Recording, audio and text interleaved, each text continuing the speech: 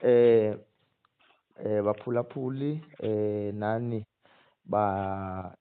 basapota okanye baxhasa unxibelelwano lethu lezi media platforms zethu ezidla umzephondweni namanye amaziko onxibelelwano esinawo.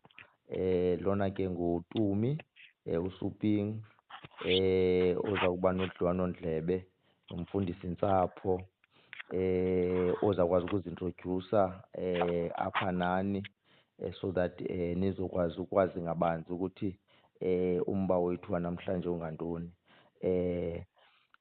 Ma'am, ndingacela nje uzintrodyuse njengamazwi ambalwa nje ukubana wena ngubani, owaphi, njengomfundisi Ntsapho ufundisa kwesiphi isikolo. Over to you. Enkosi Tumi. Othethayo nguMiss Chwaita Zidlele, originally from eQunu, ongumangcitshane, umankwenkwezana usichongoma, umeva mhlophe, ithole lomthwakazi. Ndifunde eUnitra, the then University of Transkei. Ndifunda i-ULME, University Licentiate in Music Education.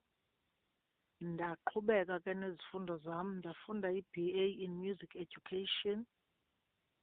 Kwela xesha lakudala sasifunda laa ncwadi i-2 ye-educational psychology ekuthiwa yi-educational psychology, ibhalwe nguProfessor Momwenda, owayeyi-lecturer yethu and an author, and many other authors ke ezazindilecturisha, like Mama Uncumisa Vaphi, babebhala incwadi endandizifunda, Professor D.N. Jafta, Mr. Khwethana. Ndibalula nje ii-authors ezazindilecturishile phaa eUnit ngokwazo, zibhale ngokwazo, zizi-lecturers kwaphaa. So ndifundisile from 2002 eNgqinibeni Junior Secondary School eMount Frere. 2004 ndagqitha ndaya eMount Frere futhi eMahamane Junior Secondary. Ndadlula 2008 ndaya eDudumayo Senior Secondary School eMqanduli under i-OR Tambo Inland. Presently or currently ndiseJumba Senior Secondary School, nalapho ndifike ngo-2020 September. Indawo yaseJumba ke, isikolo saseJumba, isikolo esikuQuintile 4, isikolo esi-based ezilalini, kwi-rural areas, esinabantwana abangathathi ntweni ncam abazali babo. Isisikolo sabantwana abango-child-headed, abanye badipende kwi-grant, zonke ke ndidi ze-grant that you may know ezivela kurhulumente. Grant yabantwana, eyamagxana, eye-disabilities. So sisikolo esinabantwana abaphila olo hlobo, abathathwa nazizikolo transport zikarhulumente. Ayiyo laa ndawo abantwana abasiwa ngabazali esikolweni balandwe batrotshwe. Ziimeko ezinjalo ke iimeko zendawo endiphangela kuyo. Enkosi Tumi. Enkosi kakhulu Mama Zidlele ngeintroduction yakho. Iyabonakala ukuba indawo ofundise kuzo apha ephondweni zindawo ezehleleke kakhulu xa sibalula ukuthi ezi ziseMount Frere izikolo bezifolisha under Alfred Nzo region or district, meaning that it's one of indawo ezi-exposed kakhulu ku-high learner pregnancy njenge-O_R Tambo ngokunjalo. I think wena Mcimbi ungamandla osidibanisayo kudliwanondlebe lethu sobabini umcimbi o-related ke ekubeni ukubana siqwalasele ukubana izinga lokukhulelwa kwabantwana ezikolweni lithanda unyuka. Singanqweneli namntana mnye esinokumbona ekhulelwe kwasesikolweni. Then ke ngoku into ezisenza into yobana sikhangele iinzame nokuthi kungenziwa njani okanye sekusenziwa njani nezinto ezingaba ziyasebenza ezikhokelela ekubeni into yobana kube kanti izinga lokukhulelwa asingeyinto esinokuyibona isenzeka ezikolweni. So ndiza kuthi xa ndingena ke ngoku ndike ndibe nomdla ukuba ukundithathe nje ukuthi ulwazi lwakho ngokwamava akho nokukhulelwa kwabantwana ezikolweni kunechaphaza elinjani kulo mntana ukhulelweyo, nokuthi oku kukhulelwa kwakhe kuhamba kuyichaphazele kanjani ukuhlala nabantu ngokubanzi. Nina zitishara okanye bahlohli mfundo ebantwaneni nichaphazeleke njani kule nto? Abanye abantwana abangoogxa bakhe nabo baye bachaphazeleke njani ukuya nakubazali ngokubanzi abajongene nabantwana apha esikolweni, iyoqhina ke ngoku nakwabakhe abazali nakwaba babe kanti bachaphazeleke ekubeni ummithise lowo mntana. So ndinomdla ke ukubana ukuthele gqabagqaba kwizimvo zakho ngokolwazi lwakho ubana kuye bachaphazeleke njani abantwana beye bakhulelwe nokubana iye ifike ichaphazele kanjani futhi ukuhlala ngokubanzi. Enkosi. Enkosi tu. Mandiqale kule ndawo ithi sithethe ngomntwana lo uchaphazelekileyo kuqala wakhulelwa. Uqala ngokuthi kwaphakathi kwabanye azibone ehlelelekile ngoba kaloku akafani nabanye ngoku. Sele enento ecacayo uba ayihambi kakuhle eli hlazo apha kuye. Yilaa nto ke ngoku yenza kwa imfundo nenkqubo yemfundo ingahambi kakuhle kuye ngoba unale nto imphazamisayo. Uthetha nje naye uphanga phambili, akazinzanga ngokwasengqondweni kule nto uyithethayo, ubala iingxaki zakhe. Itsho ke ngoku laa nto inkqubo yemfundo ingaqhubeki kakuhle kuye laa mntana. Iyamchaphazela kwakhona ngokuba xa uthi ungumntwana osuka kule background siyibalayo inokuhleleleka nokungathathi ntweni, uze uphinde ukhulelwe, uphinda ubiza okunye ukuhleleleka because amandla neendleko zokukhulisa lusazawubakho umntwana azihambi kakuhle kowenu, zishokoxekile. Iya laa nto ke ngoku kuthini i-early child pregnancy izala i-poverty. Iyayichaphazela isosayeti laa nto ngoba yenza i-poverty. Kwakhona kwalapha esikolweni singootitshala, ngakumbi ke thina ootitshalakazi, uba nexhala engena umntwana mhlawumbi xa kuthe kanti mhlawumbi kwenzeka angena e-staff room uyokwenza loo nto ayoyenza, okanye ungena eklasini yakhe sowulibele uthi gqi ngaye ubone esisisi. Mna ke andikwazi kungambuzi xa ndizibona uba zihambile iinyanga uba mntanam sowukweye singaphi. Like ujike andanoba uyinesi noba ungunontlalontle noba ungumzali, but zonke ezi zinto ziba lapha kuwe because once abe nje umntana being a female teacher uyambiza ke ngoku wenze laa mthetho uthi kuye ikhadi uliphethe, funeka uhlale uliphethe. and then athi mhlawumbi lilibele ekhaya, mntanam awukwazi kaloku ulishiya ekhaya ikhadi. And then ne-SGB ifuna yaziswe ngezi zinto, nomzali funeka aziswe. And aba bantwana asinoyibaleka into ethi bayakwazi ukuba basichaphazele isikolo ngokuthi kuyenzeka agule.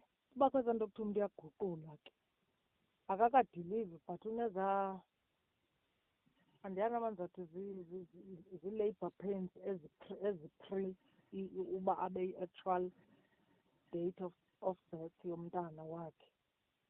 Uba nezaa zinto kuthiwa akakafanelekanga uba uyabeleka but abe ene-contractions, yabona. Kufike ngosibizwa into yoba masiyomhoya yonke laa nto leya. Iyasichaphazela esikolweni.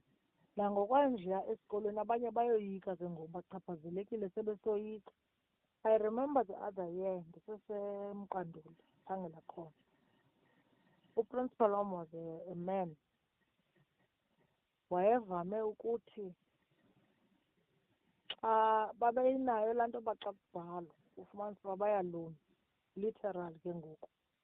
And ikliniki yayikwalapha elalini qha, it was a drivable distance, a short. Athi ke ngoku umphathi, yeyi ndiza nomisibani phaa uMsidlele, mthathe umse. Fike siqokelele seside siyaziwa ke abamem baqaba baqotha apha bazawuphatha umntu okhulelweyo nofuna ubeleka. Ufumanisa ngoku sizawudisebheka esikolweni, ndithatha lo mntana simse ekliniki. Ndicinga uba ndathi xa ndijike engcwanguba ngaloo mini, I think ndandihamba noMam Simango nguMam Simango nabani andisakhumbuli but sasiyi-3. Safika kukho itraffic, zimile zimisa imoto. Nale moto ndiyithathileyo kuthiwe mandimkhwelise kuyo ngoba sikhwela ikhumbi isibeke xa size esikolweni thina sisititshala. Itsho ihambe ibuye izosithatha ngo-3 uphuma kwesikolo. Kukho umntana ohamba ngemoto kapha, ndithatha le moto yale nkwenkwe ndiqhuba ndiyahamba. Bolekwe le moto yalo mntana ndihambe. Xa ndifika endleleni ndithi ndisangena phofu kule moto iba amavili zibhanana. Xa ndifika endleleni kumise itrafiki, ndifike ekutheni ndithi itrafiki, eyi mem misa, siphangele apha. Ndithi nam ndiphangele, jongani apha emva kwam umntu uyalunywa umntana esikolo, ndimse ekliniki. Yho, hayi bathi abatrafiki, hamba. Yho, hayi angabeleki endleleni. Ucacile mem, siphangele sonke gqithi. Senje uba kukho neemeko ezinjalo ubone uba nizawufika ke ngoku ekliniki nilinde. Isikolo sididebhekile, ii-periods zenu zimile phaa. Chaphazela imfundo ke ngoku isikolo sonke, abantwana abafundi nephaa. Nizawuma ke apha nilinde umntu, umzali ungapha egqubeni ezantsi, ezaa lali zisezantsi zasengcwanguba. Uzawungafumani kwanto inyukayo azothatha lo mntu kuba ekliniki kuthiwa xa umzisi wena uyititshala siyabani umzali wakhe, awukwazi umshiya yedwa umntana. Kubakho loo nto ke yezo delays, nilinde. Nawulinda mhlawumbi because ii-transport zinzima phaa kukude ikliniki nesikolo nelali yomntana. Unothisi uba nizawuhlala phaa mhlawumbi uba beniye ngaba 10, nawufika ngo-3 okanye kwa ikhumbi le yenu nibuya ngayo iya kunithatha e-10 sele kumnxa afikayo umzali. Sebephume kwasesikolweni bafike sebezonithatha beme ngani nina benizisa umntana. Senje uba ziimeko ezinjalo esihlangabezana nazo ngenxa yokukhulelwa kwabantwana. Okanye umzali ufumanisa uba uzawuqasha ispeshali, also financially uyabetheka. Uqasha ispeshali ahambe awujonga lo mntana. Mhlawumbi lo mntana kuthiwe xa eqala ubeleka, ke ndandiqala noyiva loo nto uba uvunyelwa ubeleka only xa eqala ubeleka apha ekliniki. Xa ephinda funeka ayezithulele esibhedlele. Funeka umzali aphinde aqashe neso special, athini. Senje uba ziimeko nje ezengeza enye ipoverty, ubone uba kunzima nyhani. Nesikolo siyachaphazeleka elaa xesha lokuba ubufundisa usekrifayisele into yoba usela mntana. Kwa abanye abantwana bayaphazamiseka besi sikolo sonke. I think ndizawuphela apho tu. Mihle le mizekelo yakho, hayi ndikubambile. Mihle le mizekelo yakho kuba le mizekelo yakho ngohlobo uyiveza ngalo isinikeza umfanekiso ngqondweni obonakalisa olu hlobo bendibuza ngalo lo mbuzo ukuthi wonke la malungu asekuhlaleni achaphazeleka. Umntana uqala le nto intsha kuye imothusile, isamothusile, akayazi uba uzakwazi ukuyiphatha njani. Isamothuse njalo kukho abanye oogxa bakhe abalapha esikolweni abangaziyo ukuthi bahlobana njani nomntu ozibona kule meko kwesi simo akuso ekufuneka ngoku baqhubekile babe ngabahlobo bakhe. Ndiyicinga into yokuthi iye ihambe ke ngoku iyochaphazela nabazali babo ukuthi umhlobo wakho wakwazi ukukhulelwa, inoba ikubeka kweyiphi indawo wena ungumhlobo wakhe. Ingaba nawe mhlawumbi uyachaphazeleka. Iyenza ke ngoku kubekho ukugilagilana okanye ukungquzulwano lweengcinga nalapha ebazalini nalapha ebantwaneni ukuthi xa uzawukuhlobana nalona inoba nawe ikhona le nto enihlobene ngayo inenza ubana ibe kanti yakho into ayikabonakali nayo. I think ziba khona ezo zimvo zingqubangqubana zinjalo inoba nakuni ke zitishara niye nihambe nifikele kuloo nto uba kakade inoba ngoobani abahlobo balo mntana, inoba bona bakabikho kweli zinga na azibona ekulo na nalona. Endicinga ubana iba nayo into enintsi eyichaphazela ekuhlaleni nezimvo ezivela zingqubana zokuhlala eziphela zenza ke ngoku kubekho impixano enokwenzeka apha ekuhlaleni because ukwenzeka kwale nto kumntana omnye ichaphazela into enintsi nokungafundiseki kakuhle kwabantwana as uyibeka ukuthi ngoku nelenu ixesha ngoku liphela nibe nineplan ne-target lines benizibekile nizame ucwangcisa amaxesha enu kuloo nto yekharityhulam kodwa iphela iphazamiseka. And akukho mntu ofika nophulele athi hayi kaloku benisenza into ethile ngemini ethile so ke ngoku siyanophulela into yobana noko nina ke nifumane mhlawumbi i-relief. Umsebenzi into eveske yenzeka uyapakishana qha ngoku benisithi niyanceda. So I think uyibeke kakuhle mawuzidlele with yonke le ndlela oza nayo ngayo. Kodwa ke ndizawufuna ke ngoku but coming to ndikubambile nakulaa ndawo yeetshomi abantwana abamngqongileyo lo mntana mos sifunde ngengqondo yabantu iitishara any action oyenzayo siyakubona uba ucinga uthini. So abantwana sisebenza ngabo, laa passion yethu nalaa ndlela sifunde ngayo ngengqondo yabo isenza sikwazi ukuba rida early easily okanye into yoba oobani sistim sobani ubani yikhempu yobani, yaqonda. So naxa beziqala ezaa nto zokuphiprizela siyathetha nabo sibabonise uba guys indlela enihambayo le siyanibona uba ningacinga uba sikuboni wena bani bohamba nobani after school. Naxa uzayo esikolweni siyabona like asiba-intimidate but we just befriend them so that kube easy uba sithethe nabo bakwazi uthetha nathi. So kuthi ke xa kwenzeke esi siqhamo ke kube khona engxaki sizame ke ngokuba sibabambe sibatsale ngomsondo aba bashiyekeleyo so that bangabi sangena into the trap because siyabazi uba baphila uhlobo oluyi-one lophila. Kodwa siyazama ukubahlangula naba bazitshomi zakhe. Even the boys we know them because uyababona mos bafrequenta bahamba kunye nabo asibayeki.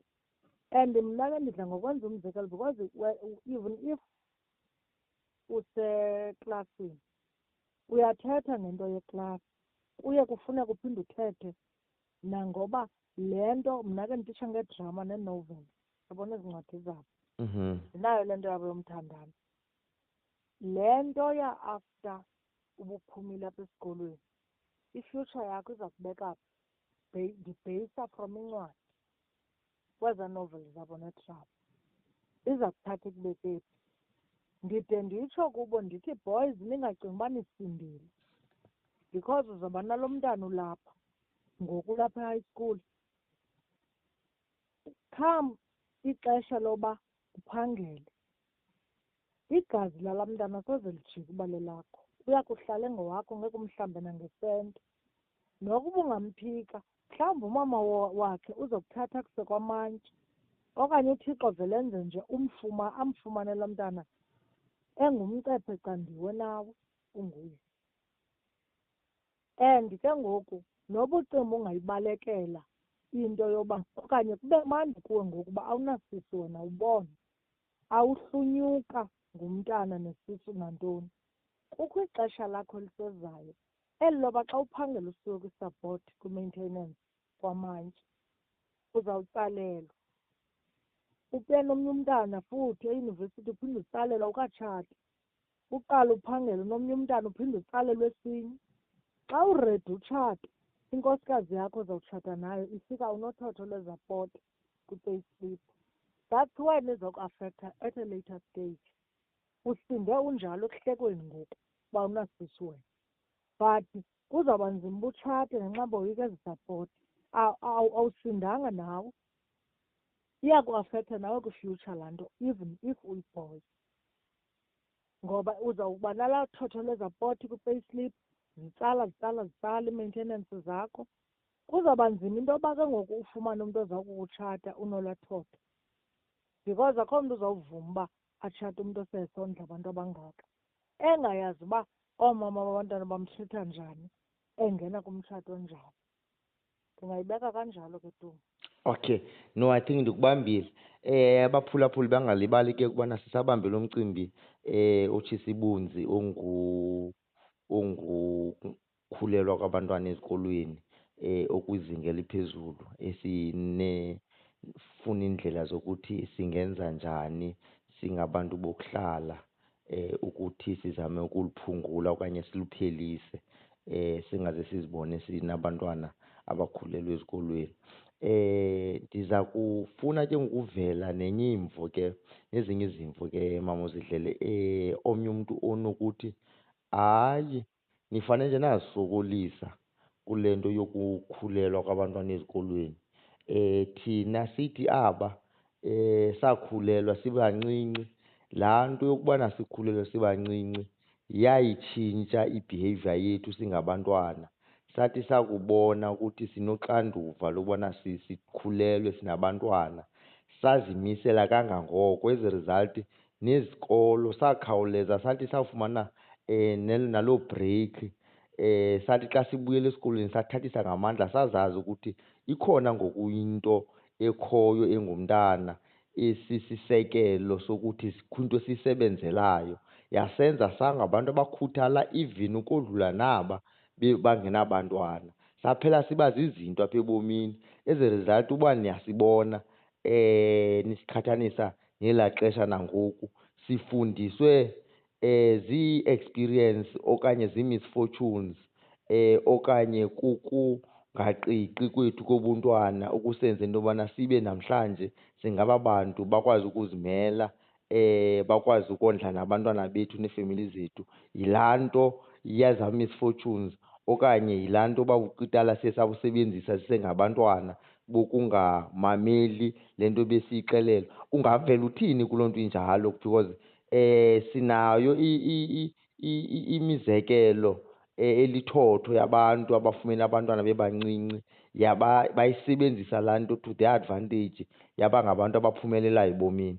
Ndingava uba mhlawumbi from kwelakho icala ungayivela injani because nabantwana inoba nabo bayazisebenzisa izinto ezinjalo ubana hayi maan nobani wayeke wakhulelwa esemncinci apha, nanku mjonge mdala ongubani. Sentsho uba ziyasetyenziswa ezo zinto.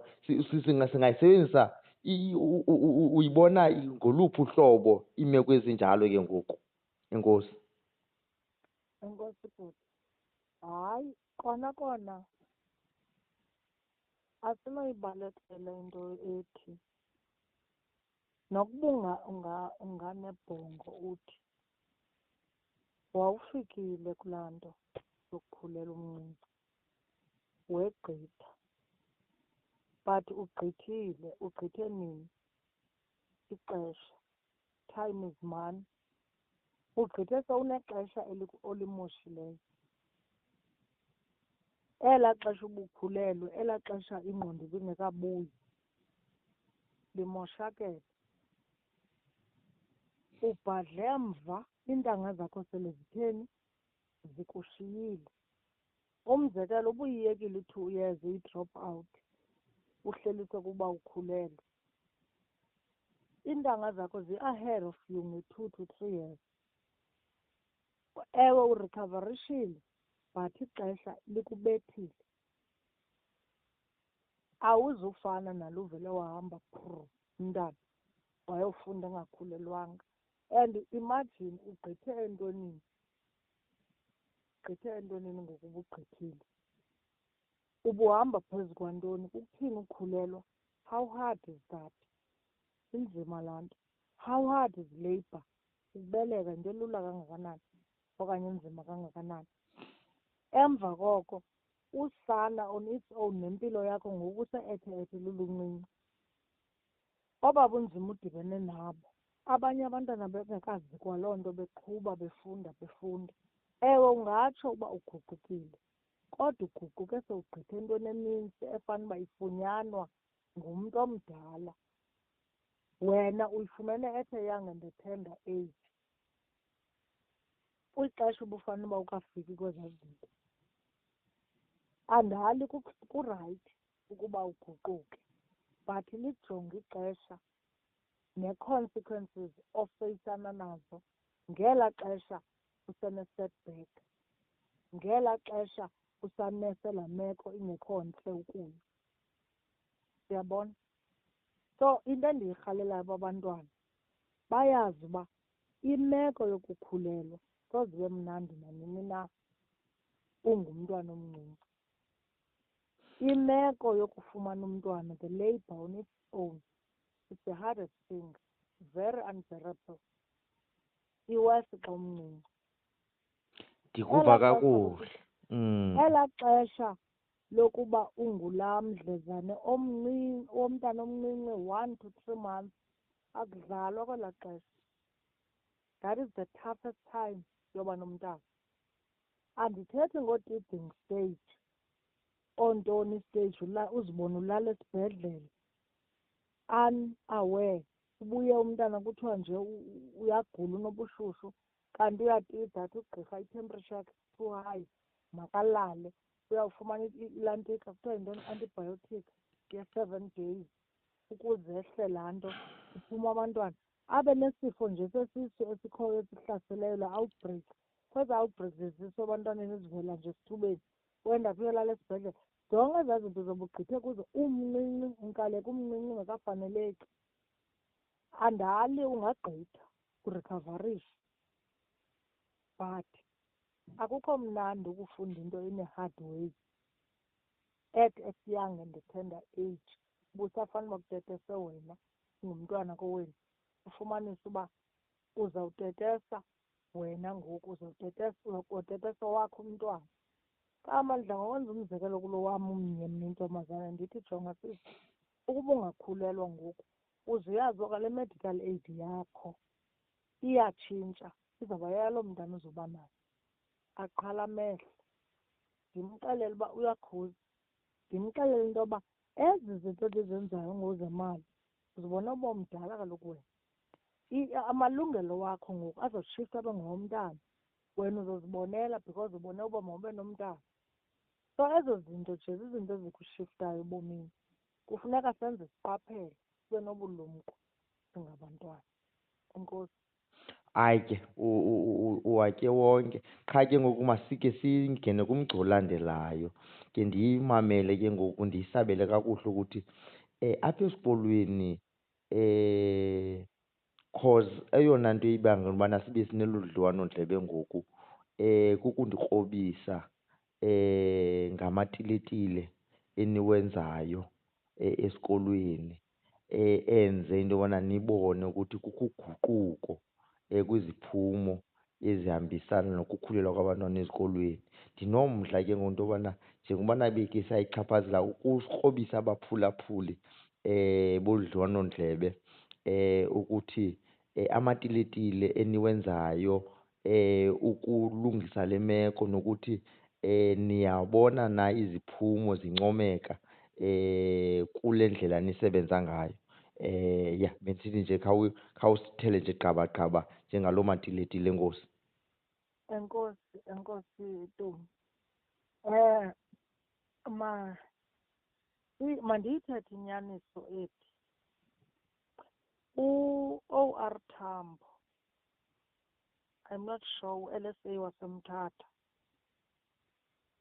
edibene neTabase Clinic njengoba sikulaa ndawo yaseTyumba, uyasindwendwela rhoqo esipha iinkonzo zokufundisa abantwana ngezinto zocantsi. Futhi shem bayathetha amanesi kaThixo, athethe kakuhle ababonise abantwana into yoba zikhuseleni kanje, condomize, abstain, use i-family planning and contracept. Bazibeka izinto kodwa nee-dangers zokungasebenzisi ikhondom bayazibeka nonga-absteyini. Okwakungena koo-HIV and AIDS ube kuzo ngenxa yezaa zinto zokuba ungakhange usebenzise ikhondom okanye unga-absteyinanga. Beyikhuthaza kanjalo into yoba xa sele uzazi uba uqalile ke uze woyisiwe inyama yakho, ungenile kule nto yokuba uzeyamanise nesondo, sebenzisa i-contraceptives, ne? They don't fail us. Bayaya esikolweni babaxelele abantwana, babafundise ngayo yonke indlela, babagocagoce. But ke ngoku I think leya into xa beyenza uhealth iphinde ishiyeke kwasesikolweni into yoba senza kanjani thina kule ndawo sihlala kuyo ukuze laa nto ibe more effective bebeyithetha, iphilela our own side ngokwendlela kule site yethu isesisikolo, thina nabantwana bethu siphila ngayo. Now siyibonile kuba bayayithetha, sancedisana sayongeza ngohlobo lwethu lwendlela esiphila ngayo within the site lokuba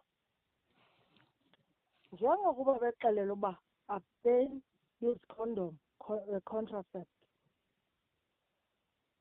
Kamandi clinic is a walking distance kufutshane. Then sizawathini njengolaa mantombazana? Sikhethe sanayo futhi nenye indibanonyana eyi-girls indaba yapha esikolweni, sathetha nabo nootata ngapha behla baye kwelabo icala elikude bathetha ootitsha, male teachers nee-boys zodwa, nathi sithetha nee-girls zodwa. Kanento meeting ubundibano sizama ukuveza ezi zinto sithetha nabo. Okay, emva kwezo zinto ezinjalo zezindibano saphinda sazibonela kwathina nje general into yoba yazi enye into esinoyenza laa nto. Abantwana mos abantwana esibatitshayo ngoku they think bazitshomi zethu, and nathi siyabavumela ukuba babe zizo. So sazama laa nto yoba uba befrienda yeyona ndlela izoba lula into yoba bakwazi ukukhululeka bathethe kuthi, ngoba emakhaya we notice that abakwazi kufikelela nzulu kwezi zinto nabazali, and moreover ixesha elininzi balichitha nathi esikolweni nangaphezu koba behlala nabazali, because during the week banathi, weekend banathi, holiday banathi. So elona xesha elinintsi balitya nathi. sacinga into yoba masibabefriend abantwana.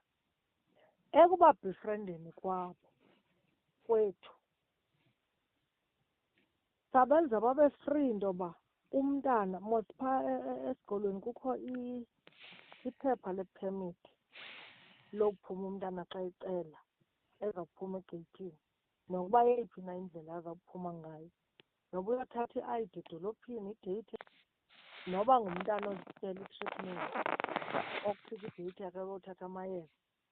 Naba bakhulelweyo ke bakwazi uyohlukuhla zonke ezaa zinto, nogulayo aphume, uyaqonda. Ufika kwam ke ireythi yokhulelwa esikolweni was very, very high 2020. Amanani ayephezulu kakhulu. Apha kwesi sikolo sakho ke ngoku? Ndikuso. Yes. Yeyi ayephezulu ngo-2020. Esi sikolo sakho sikweyiphi indawo kanene? Thokazi Ingcobo mos? R61 eTabasa eJumba. Tabasa eJumba. Esi sikolo sakho sesi sidume ngezikhukhula bezenzeke kulo nyaka uphelileyo. Abantwana besikolo sakho yangabantwana bokuqala babazingcwelerha mos zezazikhukhula. Zebhasi, ewe. Ewe. Kangoba ungathela gqabagqaba nje ukuthi bebangaphi kanene abantwana bakhubazekayo, kwasinda bangaphi as well? Babeyi-13. Yes. So kumngcwabo benimi phezu kwebhokisi eziyi-13? Babeyi-13 abantwana. Basinda 3 kwasweleka 10. Okay, kwasinda abathathu. Kwasweleka 10. Oh, okay. But nje morally barikhavarishile esikolweni, uthini umcimbi nawo ne-moral yabo as a result nje I think mhlawumbe senifuna ukuva nee-results uba zaphela zinjani ii-results ze-matriculars za-last year? Hayi, abantwana aba bangosurvivor bona, andiqale kubo aba besenxebeni ngqo. Bangcono kakhulu, babhetele because akukho hlobo babengalunikwa le support emotionally. Because I remember kwakude kwafika ne-province national abantu abazoba i-psychologists and stuff, no-OR Tambo ke bequqa efika, nabantu aba-private abazi-psychologists bebefika. Ewe kona izinga le-results kwa-12 liye lathanda ukwehla kunoba besiqhelile, even though ke liye lidlisele eli qela la-last year ngequality. Umcimbi we-results ke uyabhidisa xa ungasondelanga kuwo. Ufumanisa uba ninee-bachelors ezininzi but i-percentage le iyi-requirement nibe bufika kuyo. Okanye zingabi ninzi ezi bachelors but ipesenti ndifunwayo yi-department i-requirement niyigqithe. So sibe babo hlarha kancinci ngenxa yezi meko ziye zanintsi zehla. Enye into it was such a calamity. Njengoba ndikhuza nje ndimfuna umntu othetha ngalaa nto because uyayitshintsha imodi yam. Xolo ungakhathazeki. Okay, hayi ke masibuyele kumxholo wethu. Ubusabambe intervention qha bendifuna abantu babe nayo ipicture yokuthi ndithetha nomntu osuka kwimeko ye-environment yesikolo esinjani, bazokwazi ukuba nayo le picture ne-understanding yokuthi ngenene environment ne-background yakhona ikumila kunje. Ungaqhuba ke ne-intervention. Enkosi ma'am. Enkosi Duma. Bendisathi ke 2020 bendisakwi-statistics nendlela ngokuya ngo-2020 yayisenziwa le nto yokufika kwelaa nto kuba befika shamnyana abantu abaninzi ethetha from ekliniki phaa eTabasa nase-ORLSA apha etawuni eMthatha Road. Befika. But ngo-2020 ufika kwam I've noticed that mna nje ngokozijongela nintsi umntana okhulelwayo apha 2021, 2022. Ngo-2023 laye lisehla eli zinga 2024. lehla emveni kokuba siye safumanisa into yoba makhe sibabefriende kakhulu abantwana, sihlale nabo phantsi like okanye nje randomly umntana nobuzile. Uyambona mos umntana xa ezokucela athi ucela uye ekliniki, ube ngamjonga lo ufana nayizolo xa umjongile apha ebusweni, ufana nayizolo elinye. Like akananto ithi uyagula kodwa ucela uye ekliniki, into endizama uyicacisa. So in a way sakasibefrienda nalaa nto ithi guys kaloku umntu makatsho wethu xa iye ekliniki eye edeyithini, uyabo. So bayafika ke ngoku umntu afike ethi nem ndicela iye edeyithini, nathi sathethana kwasodwa uba yeyi guys abantwana bayakhulela, into ladies talk masibavumeleni because nyhani iyabalibazisela into yokukhulelwa. At least idose eyi-1 yesitofu, ewe nalaa 30 minutes azobe yofola ekliniki, i-impact yayo incinci kunomntu ozawuba akhulelwe, izipoponi, inapukeni, impilo yakhe itshintshile. There is more okuezayo. Kunoba ke ngosibalele umntana kungcono avele aveze ikhadi nedeyithi, then umrilise ngelaa xesha. Inexesha ke laa nto yokukhulwa kwabantu egeyithini xa ingeyo emergency. So ixesha ke bayazazi uba baya ngabani ekliniki. Anyway ke abakaziqondi abanye, but uyumcacisela uba mntanam uze ekuseni kakhulu, ixesha lale nto yakho lixesha elingubani bani. Umzekelo ngu-1 abakhululwa ngalo uba baye ekliniki, yimvume phakathi kwekliniki nesikolo, ngu-1. So amanesi phaa alindele uba abantwana besikolo baze ekliniki ngu-1, nathi sibakhulula ngu-1 ke xa beya phaa. So laa nto leyo iye yalicutha izinga lokukhulelwa.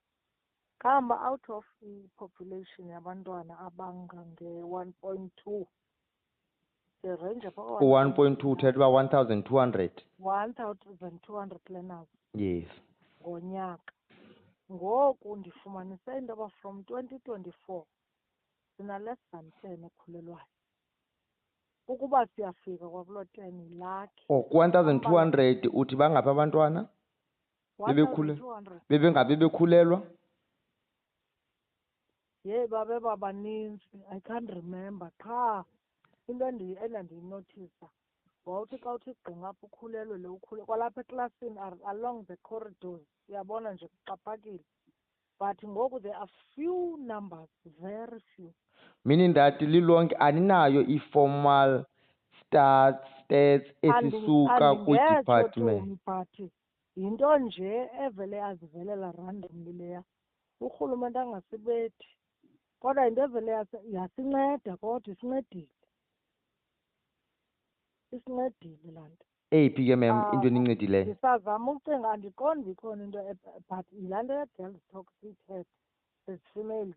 Okanye andivele yazenzekela uba xa sibabefrienda sayibona uba iyasilungela into yoba baze nekhadi elinedeyithi bakhulule.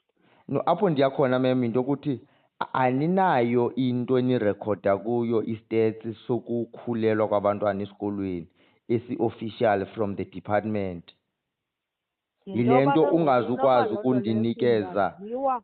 Sinayo i-learner support unit phaa esikolweni. Laa mntu ujongene nentlalakahle yabo ungeyotishala. Ngoyena ongayazi, kodwa naye angangqina into yoba hayi bambalwa gqitha abantwana abakhulelwayo esikolweni ngoku. Okay, after nibe nekungenelela kwizinto ezithile. No-health kulaa nto beyithetha sasebenzisa istrategy sethu. Sokuba befrienda, baveze ikhadi voice.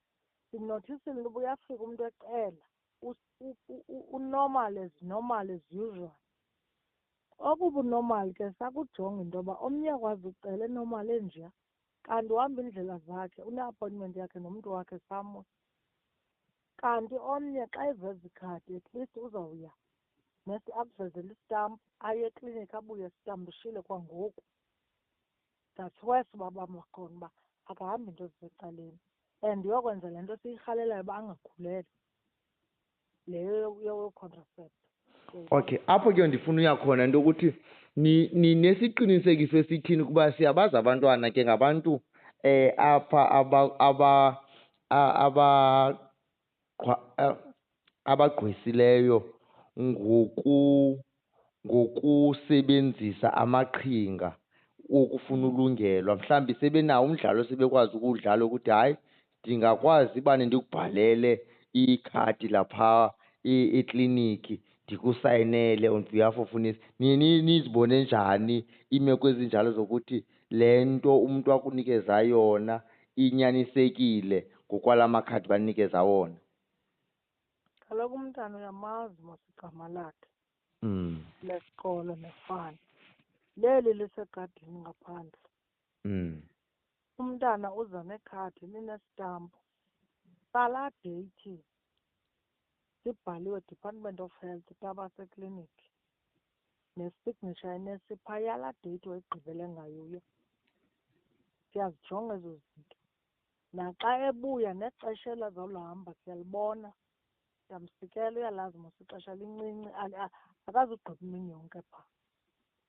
Naxa ebuya ubuya nesitampu sanamhlanje ke ngoku sale date yanamhlanje ebhalwe i-review date yakhe ezayo.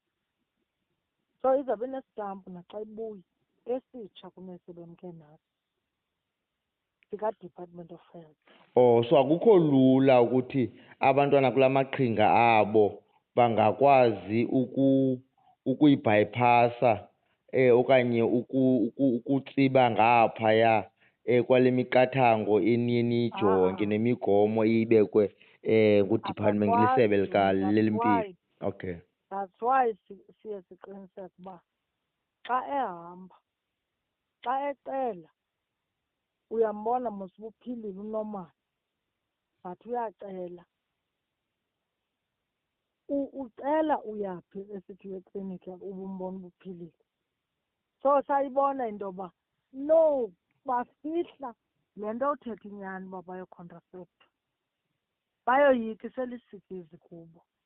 So ngoba emakhaya ayithethwa and naxa uzomnika le permission ekuvezele eli khadi nedate wenza sort of i-counselling encinci into yoba mntanam le nto uyoyenza ayikukhululi into yoba uwululeke esithubeni wenze izinto ezingaphandle kwentando yabazali, but this is a way yokugcina urayithi kude kufike ixesha elirayithi lokuba nomntana, because into esiphezu kwayo bafunda ngexesha lokufunda lobuntwana upase ungadistebhwanga ngumntana. I-counselling iyafuneka before uye to avoid laa nto into yoba abantwana xa engathi ukhululiwe into yoba hamba ucontracept abe ngathi kwelinye icala uvunyelwe into yoba ahambe iindlela zakhe ezinamabada, uyaqonda, ahambe into ezisemacaleni. So awuvele umnike nje umvumele nje xa kunika elaa khadi ekubonisile isitampu esi-previous ezothi xa ebuya abuye nesitsha esimnika i-review date, but unayo i-counselling ngamjuli njengoba nantsi ipemithi yegeyithini ungaphuma. But uqala umkhanselishe umbeke ezingqondweni uba le nto yinto eza kugcina for future, uhlale ukwazi into yoba xa uzofumana umntana ngexesha elirayithi elililo uhlale uqoqekile, because we are here for i-future yakho. Uphumelele esikolweni ungakhange ube nomntana, nantsi indlela, kodwa ungayi-abhuyuzi le ndlela ikuthuma uba ihamba iinto zakho ezisemacaleni. Kubona I think ilapho apho ke ngumdla wam ukhoyo ke ngoba niyayifumana ootata babantwana bavele ootata babantwana kwaba bamithiyo okanye bebemitha ngokwamanani aphezulu xa nifumanisa nenze olwenu uphando, ngobani bona abantu banithisayo apha? Ingaba ngabantwana abangabafana esikolweni okanye ngabantu sebephumile esikolweni abenza izinto zabo zokuba bezama ukumanipuleyitha ukuba ingabantwana aba xa nizenzela olwenu uphando, ngobani? Okanye ngootishara okanye ngabantu abaphangelayo? Ngokobani abantu kolu luhlu lwabantu bafumana bebakhulelisa abantwana abangamantombazana ezikolweni? Ngokwethu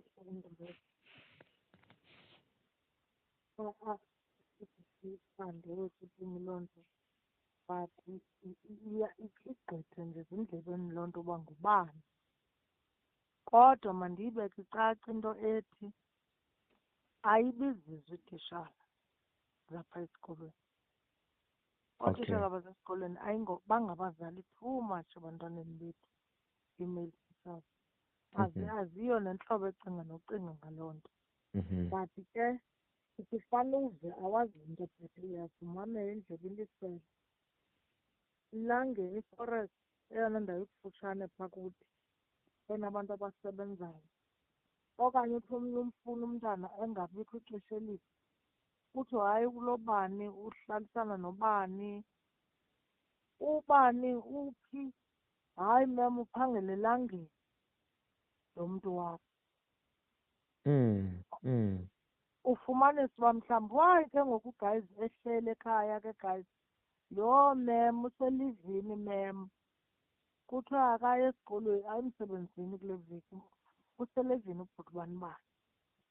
Abanye bayachaphazeleka nakwindaba yabantu abangonooteksi. Iba ziindidi ke, abanye ibe kwangabo kwa abanye abantwana besikolo. But mandiyibeke icace into ethi usuba ubuza i-absenteeism yaseklasini uqokelela iiresiti, ungenanjongo ixolileyo uphandise umntana. Qha uthatha iiresiti eklasini, which is a normal way of our work. Into ke abantwana abasoze bangakuxeleli inyani uba kwenzeka ntoni. Akunanjongo yakuphanda mntana ubuyise ngubani.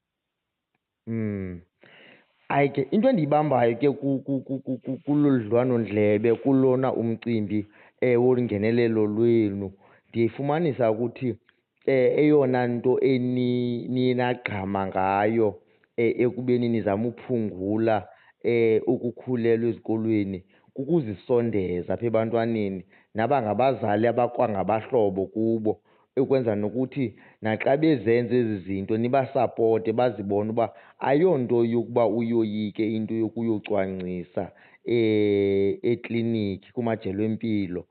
Nabo xa befika phaa bafike bekhululekile beyazi uba bayaziwa nangootishara babo, bejongwa kanjalo nangootishara ukuthi kwa izinto zabo zokucwangcisa namakhadi abo ahambiselana nendlela nezitampu njalo njalo, nokuthi zonke izinto zabo zenziwa kakuhle. Kuba in the past xa ndikuva wena mem ukuba in the past ibikade ingekho loo nto ibisenziwa yokuthi nibe nayo indlela yokuyilandelela inkqubo yabo yokuya kwezempilo.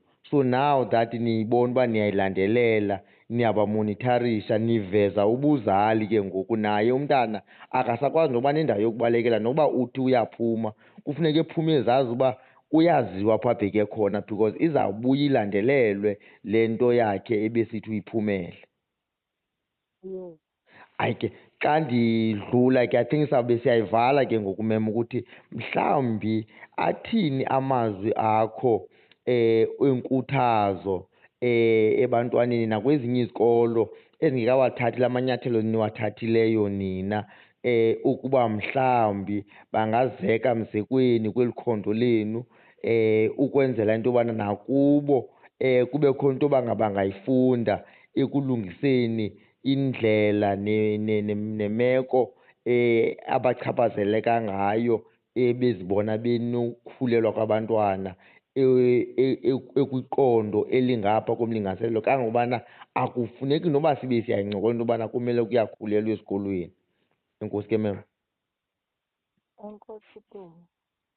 Mandiyiqale kule ndawo ethi umntwana isikolo sinemilenze emithathu. Ngumzali, yititshala, ngumntwana.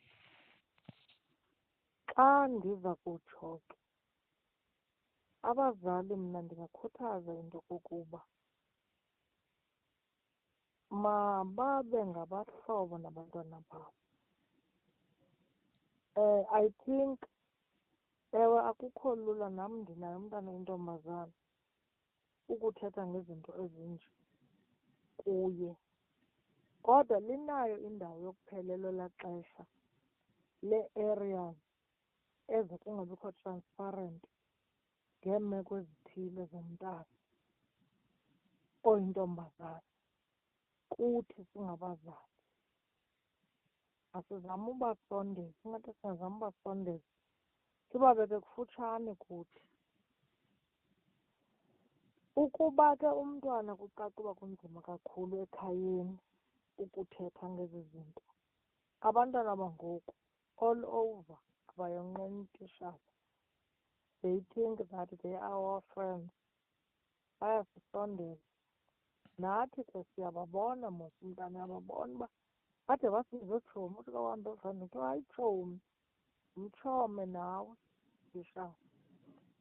Usogqiba umtshoma like enzele bazokwazi ukufikelela kuwe. Bakleva abantwana, bayakwazi umbona umntu abanokwazi uthetha kuye into ethile, abanokwazi ukuncokola kuye ayitsho into arhalela uyenza.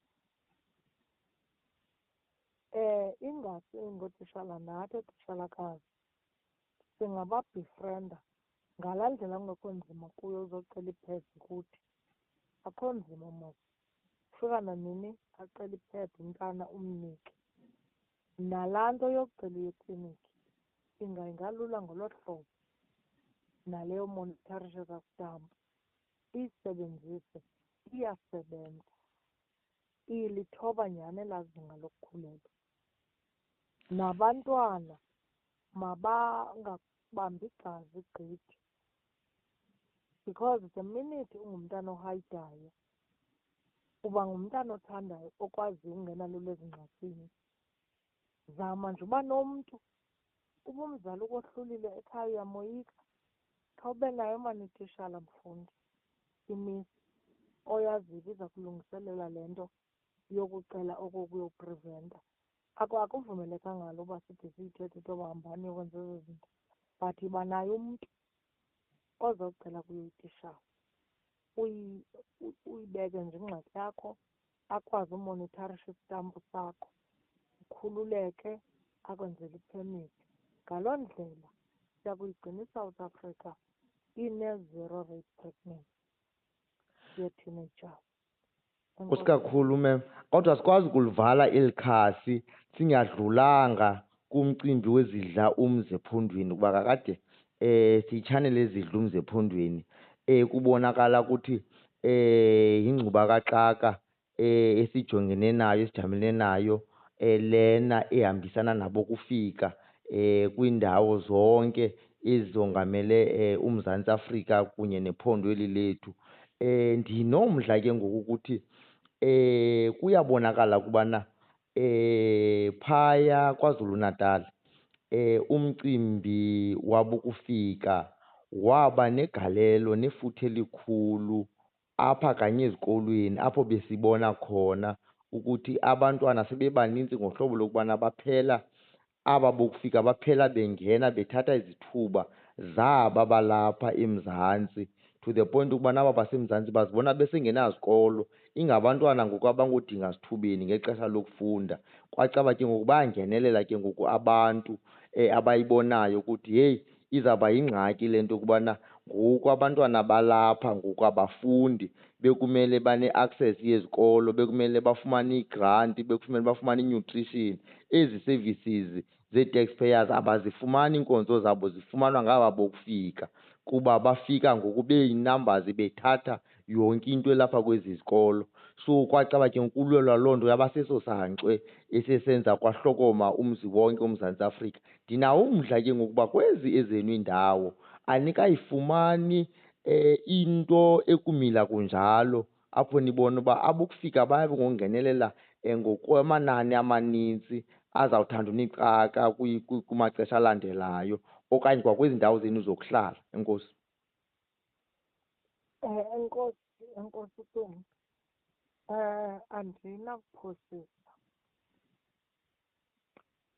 Njengomntu ophangela ezilalini phaa and ophangele kuzo ngoshiyana kwazo ezi ndawo since 2002 andikahlangabezani mna nayo loo nto.